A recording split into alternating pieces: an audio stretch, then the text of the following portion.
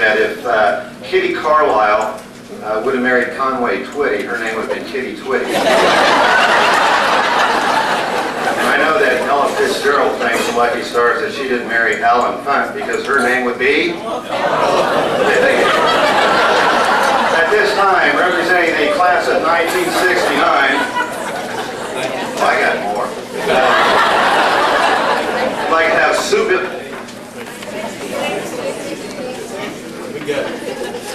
There's a subliminal message. I'm leading up to something. Class of 1960. I apologize, the class of 1960. But would you please have your representatives, that being Sue Billinger Pfeiffer and Brian Reuter. Please come forward.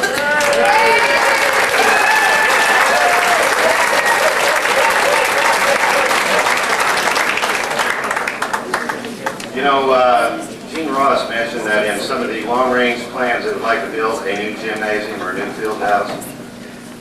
You should have seen the look on Sue Billinger Pfeiffer's face when she found out that the present field house was not named after her. Named after Al, of course. I don't know what order you're going to go in, but this is one of the fun parts of the alumni banquet, and that's when we have folks come up here and kind of tell us a little bit what was going on when they were going to school. It adds to the tradition of this event, and so without further ado, we have Sue Billinger Pfeiffer. Thank you, Ingrid. Good evening. I'm Sue Billinger Pfeiffer, and I'm representing the Girls Catholic High School class of 1960. I am very proud to be representing my class, and I'd like all the girls who are here from the 1960 class to please stand.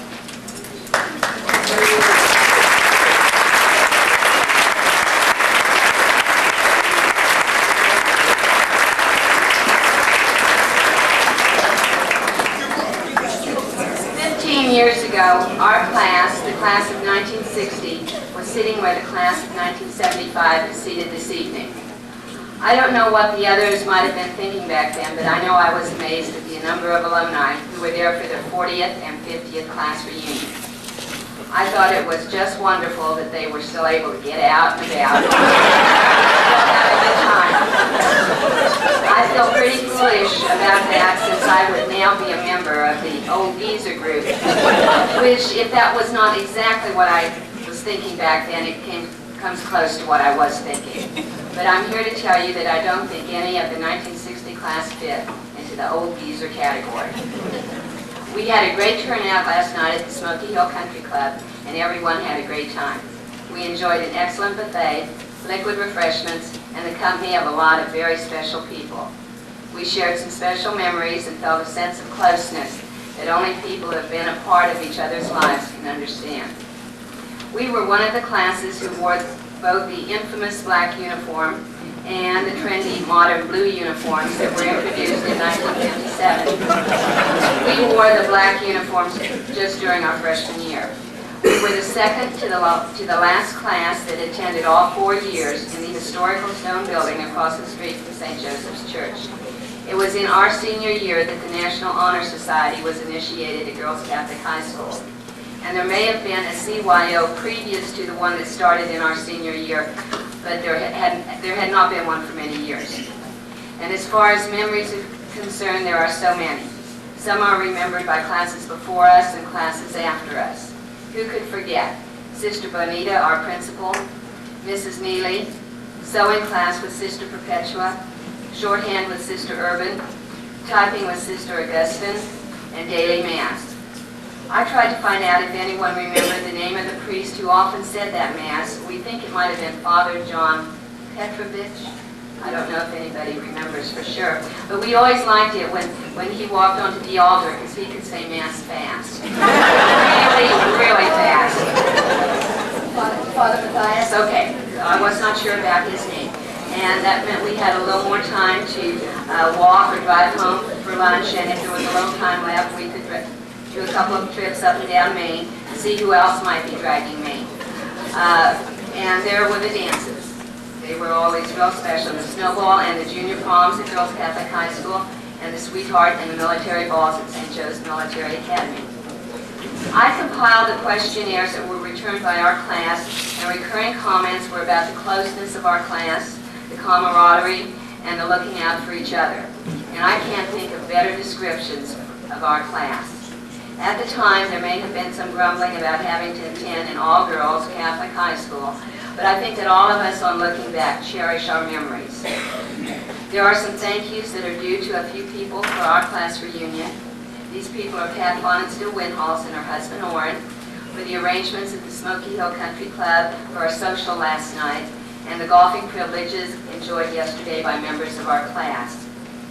We probably also should thank the good Lord, too, because we had a nice day yesterday. It would not have been nearly as much fun today.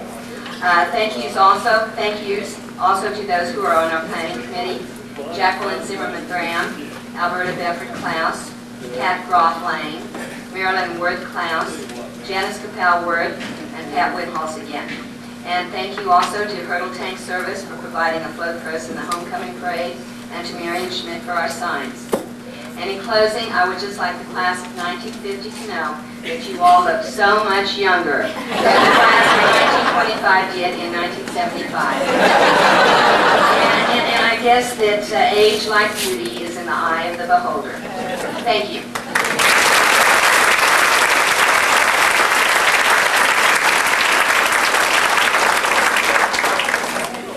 Thank you. I also want to recognize Sue Ellen, because I think she and Patty did all the work to really get this together. And I just wanted to make sure we get a big hand from the class.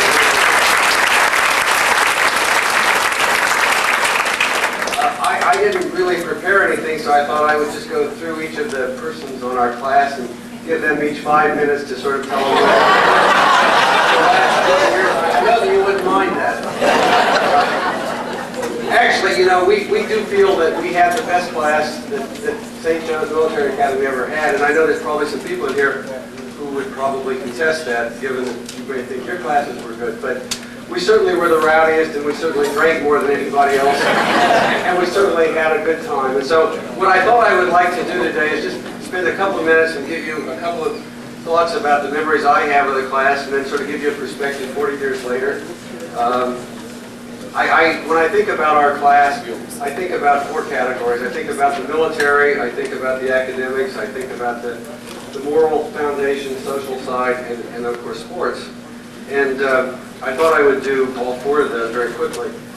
In the military side of, you know, we all had the uniforms and we had inspections every day, and I remember drills every Tuesday and Thursday and changing clothes at least 100 times a week and learning how to tie ties without mirrors and parades through downtown Hayes, learning how to disassemble and assemble an M1 rifle in 30 seconds blindfolded, and all of the military instructors trying to encourage us to go into the military or go to the U.S. Military Academy, and Sergeant Buchanan telling us, I'm not here to win a popularity contest.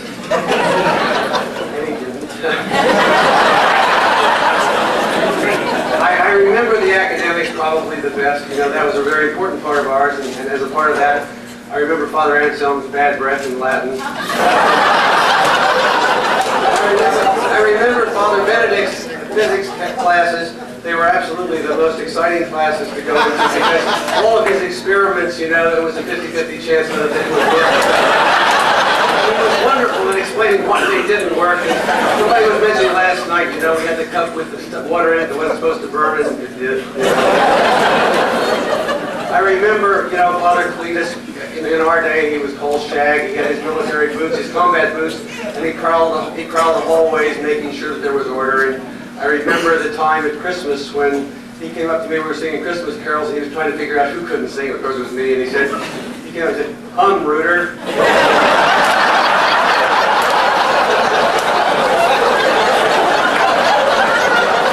And I suspect many people here who knew Father Cletus had the same experience. And of course, I remember, you know, Father Thomas Moore, who seemed to know all the problems that were going on and had great solutions for all of them. I remember, you know, the moral foundation, in particular the retreats that we had each year, the religious retreats. And in particular one, I think it was my sophomore year, there was a question which I remember very vividly, and I'm sure it was asked by one of the boarders, because we didn't have that sense, but the question was, when does a kiss become a mortal sin?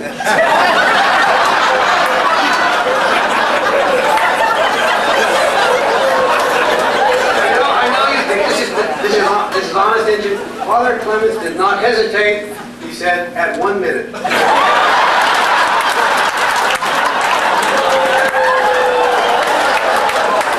I was back in 25 years, I did ask Father Clement, I said, do you remember that? He said, I do not remember that. And I said, you know, everybody had to wear stopwatches to our sweetheart.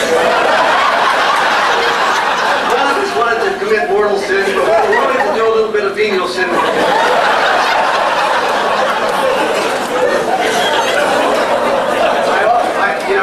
I do recognize that, you know, of the 105 counties in Kansas, only 3 are Democratic. So I do wonder what, you know, would have happened if Bill Clinton had gone to our school.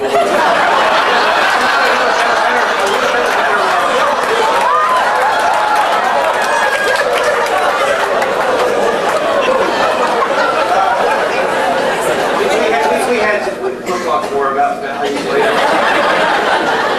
You know, I remember as a part of this, I remember all of the pool tournaments and the ping pong tournaments and the crack platoon, which I never ceased to be amazed at how good they were, and the band and all the wonderful things they did, and all of the great activities that we had.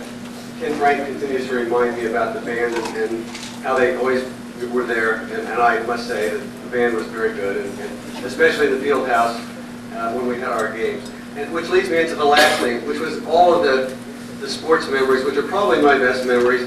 We were fortunate to be there, or unfortunate, whatever the case may be, to see the last days of Cy Palmer. We were there when he retired, and Cy had this wonderful tradition in football, and everybody has great Cy Palmer stories. And my only stories are not necessarily about football, about how he had Dennis Worth, you know, kneel in front of the wall with his nose against the wall, when Dennis was doing all the bad things. But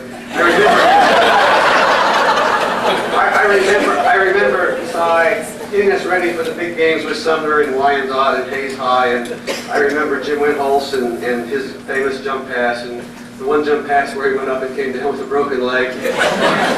And I remember Vern Frost and his miracle catch in our senior year when we beat Hayes High by 1 point, and we had a broken play, and he was in the end zone and saying, hey, throw it to me, and he caught this pass, and it was the year that we won by 1 point.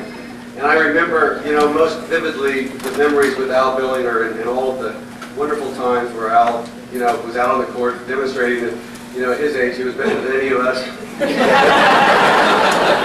And I remember our junior year when we went to the state tournament for the first time since Al's class had gone to the state tournament. And we played Wyandotte, which was the best team in the state at the time. And we were all there playing, and we were in the Wichita Fieldhouse, and we were shooting and trying to find the rim, and Wyandotte came in. Their first 5 players ran down the court, and they all dunked the ball. And we had 5 guys on our team who could touch the rim. And I remember very vividly, we played, they were really a wonderful team, and we played the first half. After the first half, I think the score was about 70-35 or something. They hit 70% for the first half, and we came in at half, and we were all pretty somber, realizing that this was sort of the end of the year, and Al came in and he said, you know, they're hot.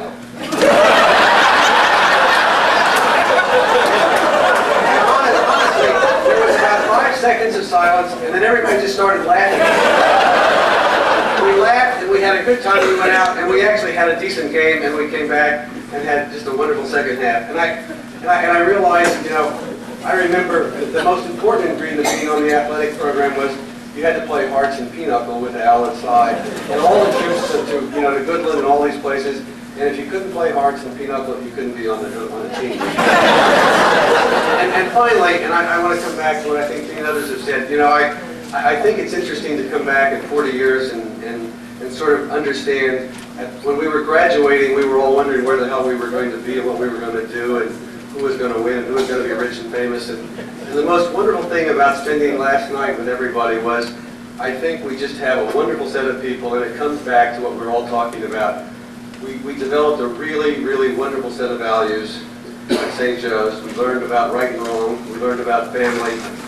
We learned about friendship, and we learned that what's important is that we do have all of those things, and it isn't important whether you're rich or poor. And I must say that I feel like our class is a very special class. As we got together last night, I felt very proud to be a part of a class of boys that were at an all-military Catholic high school in Hays, Kansas in 1960, and I look forward to our reunion in 10 years. Thank you.